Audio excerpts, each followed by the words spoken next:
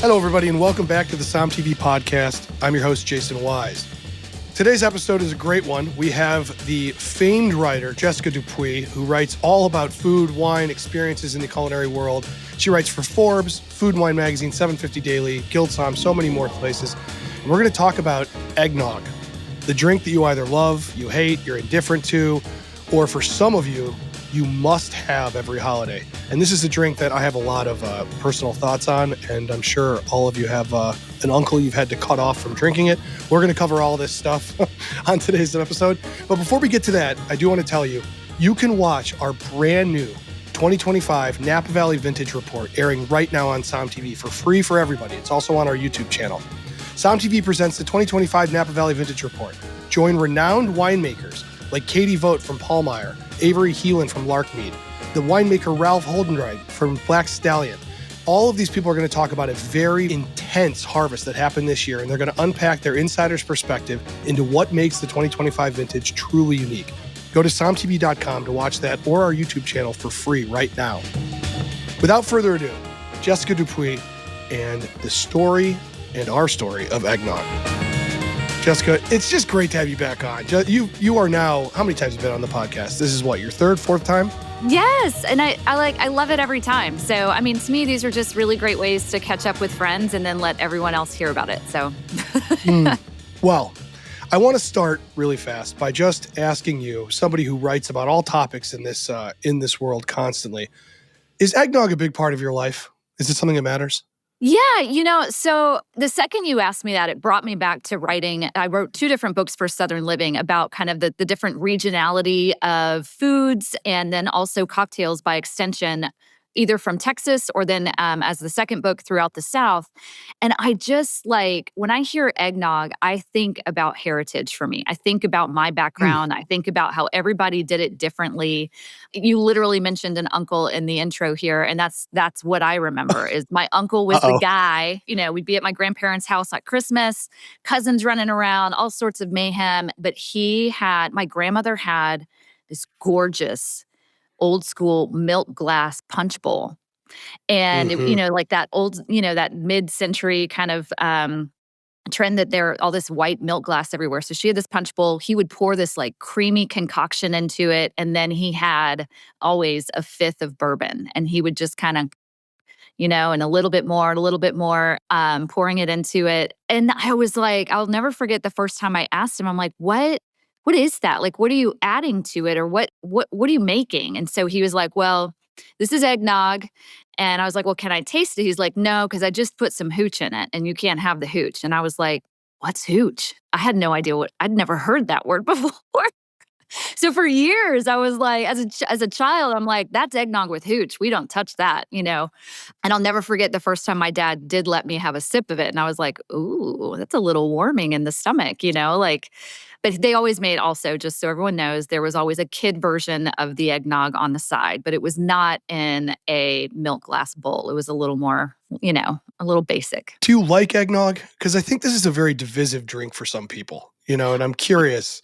Yeah, I do like eggnog. I'm fortunate that I'm not lactose intolerant, so I can handle it. I don't have much of it, right?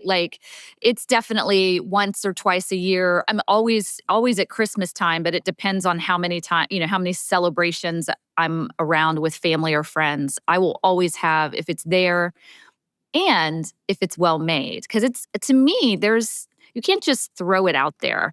I like really well-made eggnog, and I have a few friends that do that well. In fact, a friend who literally makes big batches of it to give away as Christmas gifts. And I'll never forget the first time I was on the list to receive one of those gifts, and I was just so honored, Why don't we get into what eggnog actually is?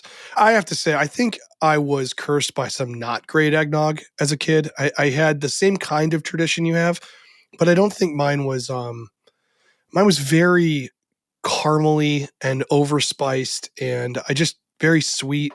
Okay. And I was not, and also I was the kid who didn't get the warning that it was full of alcohol. And so for me, I just thought it was gross, because I tasted it without being told I was allowed.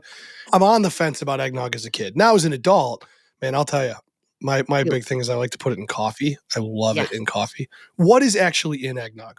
Ingredients wise, how do you Yeah. get to call just a glass of 5,000 calories? What differentiates that from being able to call it eggnog? Right. So it's equal splits of, definitely eggs. So that exists in there. That's a real thing. That's why it's called eggnog. But then the other parts are different creams. And depending on who you are and how you like to make it, it can be anywhere from half and half to heavy cream to, any differentiation. But it needs to be a balance of kind of the three, right? So eggs and different cream, and then obviously the hooch part. And that actually is where it kind of depends on where you're from in the country in terms of what you choose to add, whether that's rum or bourbon or brandy, et cetera. And I mean, we can get into the history of it too, but it started Sure. with very humble beginnings and then has kind of evolved into what it is. Let's talk quickly about the alcohol. Why is it different in different parts of the country? What did you Mm. grow up with putting? Yours was bourbon? Right. So Texas, bourbon. Sometimes you'd see brandy, but it was really bourbon. And you're what? You're Ohio? Where are you from? I'm Ohio. I do remember rum and bourbon. Those are the Yeah. things I remember. Now I'm sure that all versions of it. I think it's kind of whatever you have. Yeah. It's kind of like what goes in Yes. there. If you got a brown alcohol of some form, it goes in there. I've Yeah. seen really high end cognac in there. I've seen all sorts of stuff. But so you were bourbon. Yeah. There's not like a tequila version, is there? There's not a. Actually, Jeffrey's in Austin does a version that has it. It needs to still have some age, component to it to bring that richness. But yeah, you can find it. It's a choice though, right? Because how much premiumization do you want to add to the nog? Is it more about the creamy components that actually happens to have hooch, or is it about the spirit first and then there's some creaminess to it? So I think it's about how you decide to approach it. So why do you think it's different? Do you think it's just what they drink predominantly in that region, or? So do you mind if I hop into history on it? Because I think it'll help explain. I can't wait. Please, Oh, please, okay, please. great. Okay, so first of all, I like to say that eggnog is an American drink, but it did have its beginnings in England and the UK. And it was a drink called posset, which I immediately think of like, pocket full of posies. So I feel like we should say like, oh, it was posset, which makes it sound better than posset, makes me think of possum. At the time, that was like really more of a medicinal drink. So it's kind of like warm curdled milk. It was a warmer drink, and they would add wine or ale to it and sweeten it with honey and spices like nutmeg and cinnamon. And over time, the wealthy, they had dairy, they had the eggs and things like that. So they actually started to add and make it more of a creamy, enjoyable drink. And they would use fortified wine, such as sherry or Madeira, to add kind of the quote unquote hooch part to it. And as colonization started to happen in America, here's where the rum came in. So I don't know, I'm a history geek. And so I just watched the Ken Burns documentary on the American Revolution, which I highly recommend. And the one thing that just blew my mind in the first episode in that series that I think we all forget is when we talk about the American colonies, we're thinking about the East Coast colonies, that the original 13, and then how that grew, et cetera. We think about Jamestown, but we forget that there was a huge money-making colony system further south in the Caribbean. And that was making much more money for the Brits than the 13 that we originally talk about, because unfortunately, slave trade, et cetera. But what came out of that? Rum. Cheap, ubiquitous rum. And so all of a sudden, you had brandy that came over. You did have sherry and Madeira coming over from the UK, but you also had rum being made. And so that's when that started to get introduced into eggnog. You start to see whiskey come in when you see Appalachia getting settled. And Appalachia, sorry, I say it like the South, we can say Appalachia. When that was being settled, that was primarily the Scots-Irish that were going into there, right? And they are whiskey drinkers. And that is where we started to see the production of American whiskey starting to happen. And so that's what you would see starting to come into that eggnog drink. Again, posset, right? That was more of a warm beverage, something that helped medicinally. But over time, I don't know about you. You're from the Midwest, so I actually have a question for you on this. But I drink it cold. And so it lost kind of its heating principles during that shift. But those are that's generally why we see rum first, and then the introduction of whiskey, which obviously became bourbon as that began to grow from Kentucky and onward. Did it find its way coming over from England to the colonies as a drink that we would now recognize as eggnog? I mean, was it the same, or is this a totally separate thing? I think it did as that posset drink, because I do think it was used, again, medicinally, but also it became something where, if you think about the fact that so much of what the new colonies were agricultural, right? So they had dairy at their fingertips. They had eggs. They had all of that. It's not only fortified with hooch, so to speak, or with spirits. It had eggs and dairy, and it was kind of protein. It was filling. And so we also have to remember that the spice trade influenced that. So being able to have kind of these warm baking spices that we think about, like nutmeg, cinnamon, et cetera. I mean, it all came together. But yes, I think really you're going to see more of it and more variations of it in the US than you would in the UK today. I think we adopted it and went hard. Yeah, we certainly did go hard. I mean, you do see things in like the Netherlands that are similar to this, where the wine that's added with a cream and, chocolate wine and oftentimes wine, frankly. Yes, absolutely. Mulled wines, grog. I mean, there's all sorts of seasonal kind of holiday warm drinks. To me, But I some think of them do have a cream component. I mean, they actually yeah, do have like the creaminess to it. Yeah. yes, that's true. And I mean, let's not forget, like we've been adding cream and spirits together through things like the Irish coffee and things like that for a long time. I mean, they all, you can't mess that up, really. It's delicious, it's soothing, it's filling, and it's something you want to have by the fire, that kind of thing. I will say, though, everyone listening to this knows that moment you've had too many of these. And it generally Oh, is not the alcohol. I know, I right? mean, You're feeling a little uncomfortable. But, at this stage in life, I usually forego the rich desserts and I just want like a glass of eggnog, I try not to overdo it. But I don't know. Now you can get like, I will say, every year we go to my parents-in-law for Christmas, and they always have the Kirkland Costco eggnog, the giant, I don't know if you've seen these things, the giant containers, and I think you get 2 of them. And they're not gone at the end of the weekend. They're always there yeah, still at the yeah. end. And, they really should have like a peel off, like look if you dare over the nutritional ingredients on this. Like it shouldn't just be so prominently displayed. It should be like, if you want to look, lift this panel. If you don't, just better not. It's kind of a thing. Yeah. Oh boy. Would you recommend people go out and buy something like that or make their own? It depends on who you are, right? Like in a pinch, you can always buy. Here's the thing. The reason you can now buy it, right, and pre-made in your grocery stores at Costco, et cetera, is because drinking raw eggs, there's some concern as to whether or not it's safe, right? So we introduced pre-made eggnog with the pasteurization process so that people can make sure that when they pour it and add some spirits to it, that it's safe to drink. But others that are purists and like aficionados of making eggnog, when you pre-batch it, which you should do, the spirit's going to help fix a lot of the safety issues that you may be involved, that may be involved with it. So for me, I love to cook. I mean, I love to do everything from scratch. So if I can make a recipe of it or a batch of it like a week before, right, and let it just be sitting.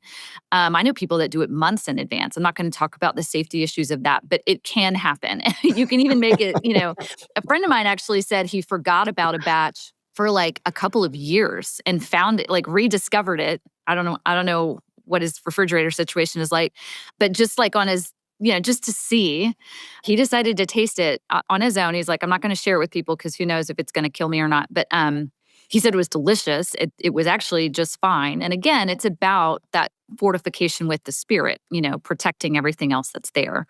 So I'm not sure I would advise that, but you can make it in advance. You can make it to where it shouldn't hurt you. But I can understand certainly for people that if you're not adding spirits to it, you want to be a little safer. Sugar and alcohol, those 2 things, they can do wonders. If Yeah, they can exactly. preserve eggs and milk, Yeah. that's that's pretty interesting. Do you have any funny stories before we get into like recipes? I know you've got a recipe from a master sommelier and a master bartender coming up here. But do you have any stories yourself with eggnog? I got a pretty gross one from college that I'm afraid to tell. For me, it would be more just like I shared earlier, just being as a kid. Like I grew up, again, my uncle was the guy who made it, but it was always at my grandparents' house. And so I grew up, my grandparents were Southern Baptist teetotalers, right? So if there was wine at the table for the dinners that we had, it was because either my dad or uncle brought it and they would have it, but very rarely would you see my grandparents drink it. But every Christmas, they would each have eggnog, and that was kind of their like exception to their rules.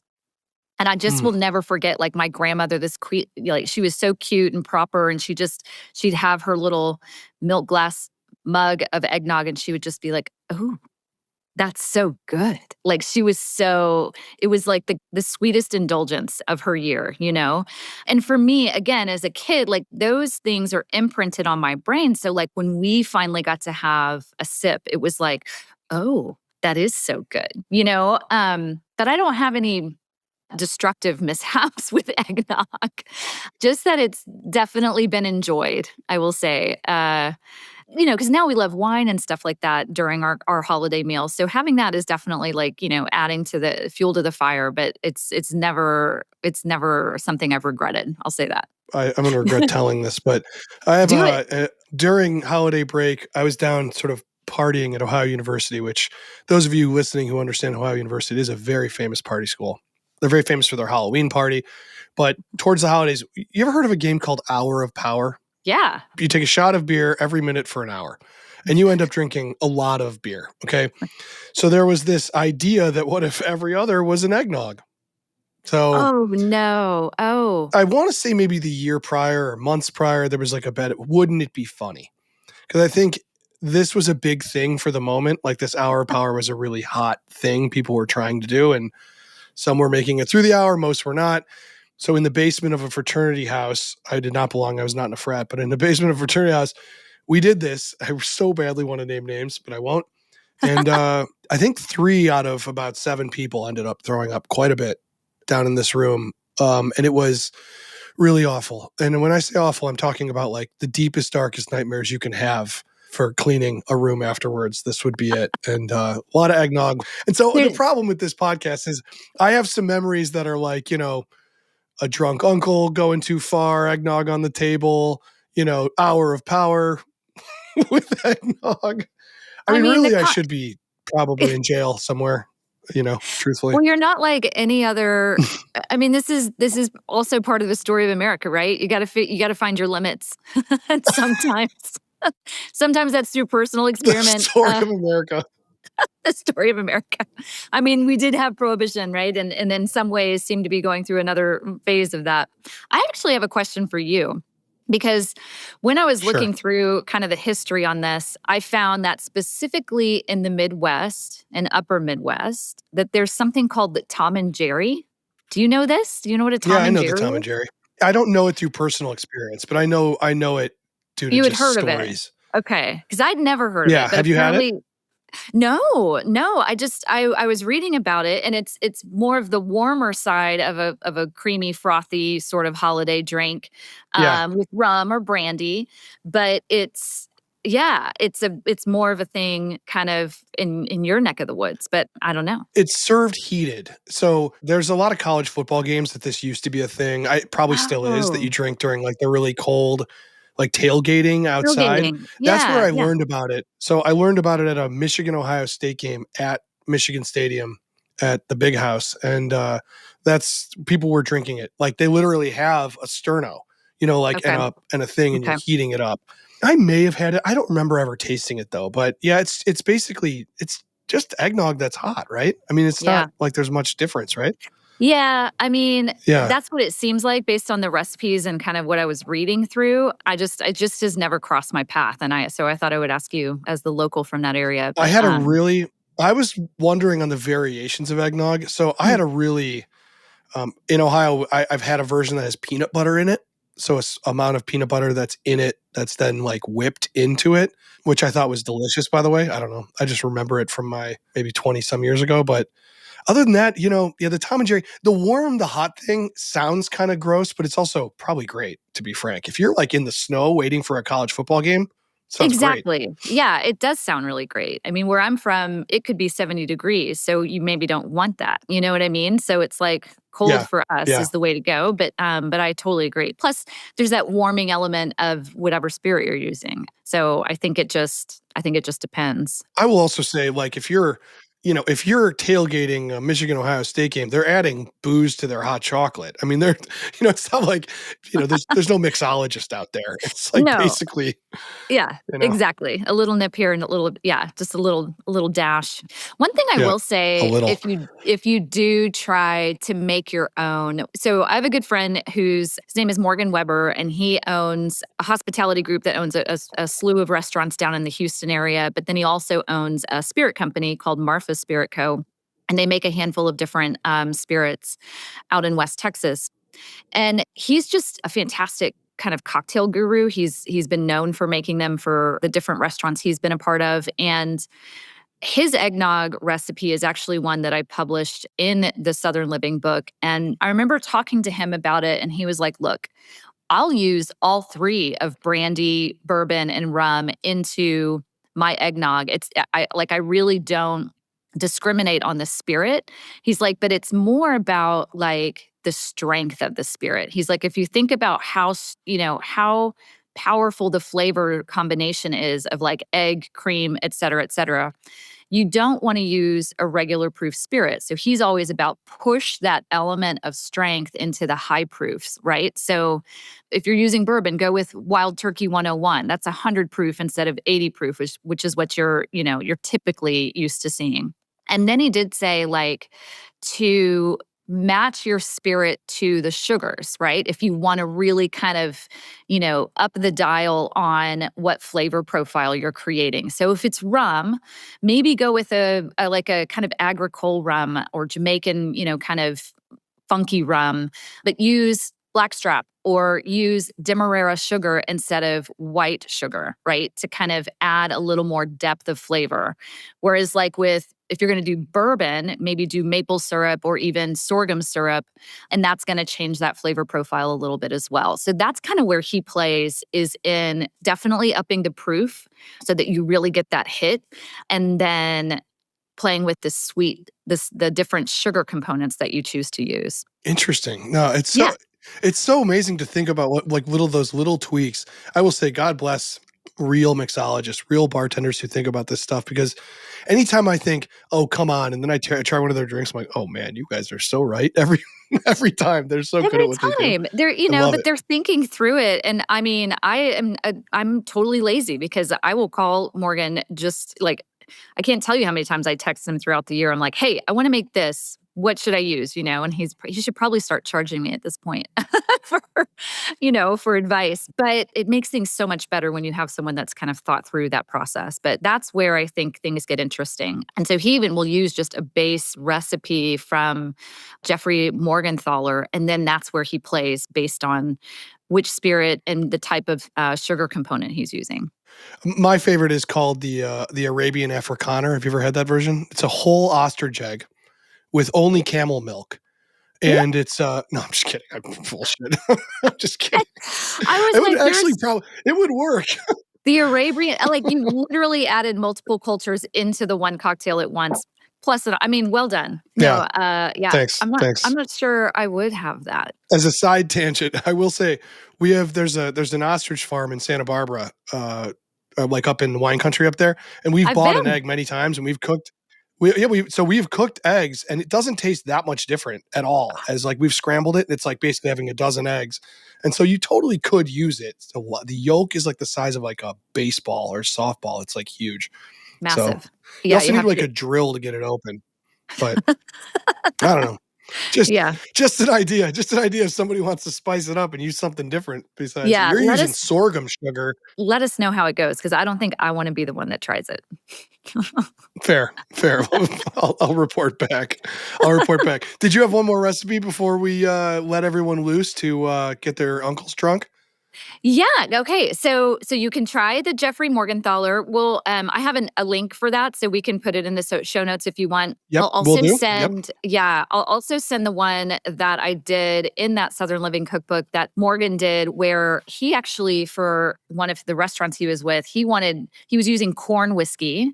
And so to kind of up that corny flavor, he made a simple syrup by infusing corn husks from like you would use for tamales, not tamales, but just the husks, into Right. a simple syrup and added that. So it kind of had a little bit of oomph in terms of that corniness. But then also, I'll be sharing one from Craig Collins, who's a master sommelier based in Austin.